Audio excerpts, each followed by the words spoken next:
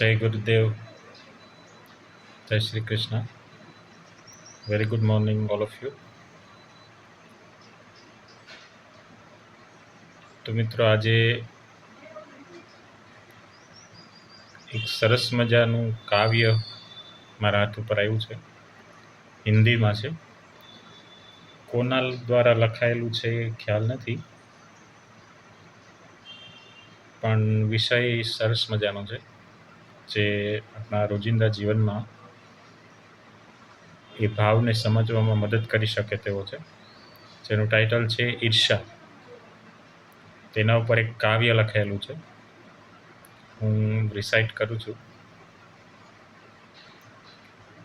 તો જો કદાચ તમને લોકોને ગમે, સારું લાગે કે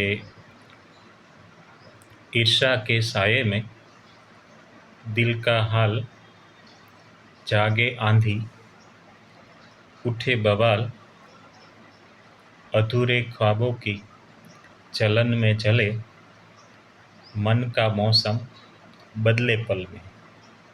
ईर्षा के साये में दिल का हाल जागे आंधी अधूरे ख्वाबों की चलन में चले मन का मौसम बदले पल में।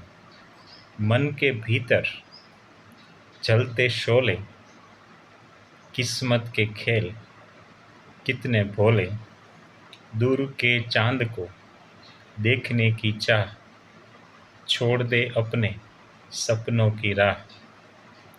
रिश्तों की डोर जब उलझे सवाल लगाए भूचाल, मुक्ति की तलाश में मन करे पुकार, सच्चाई का संग करे उद्धार।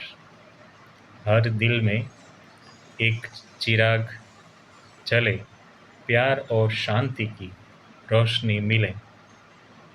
ईर्षा को छोड़ अपनाए हम, संतोष के रंगों में रंग जाए हम।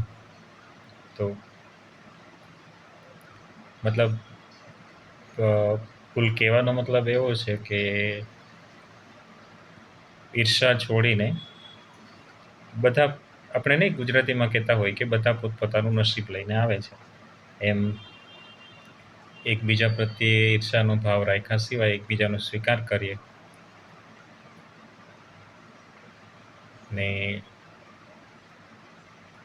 આપણે પણ જો આપણા જીવનમાં કંઈ કરવું હોય, મેળવવું હોય, ઈર્ષા જ કરવી હોય તો કંઈક લક્ષ્ય નક્કી કરીએ ને આગળ વધીએ. જય ગુરુદેવ, જય Shri Krishna. Lots of love.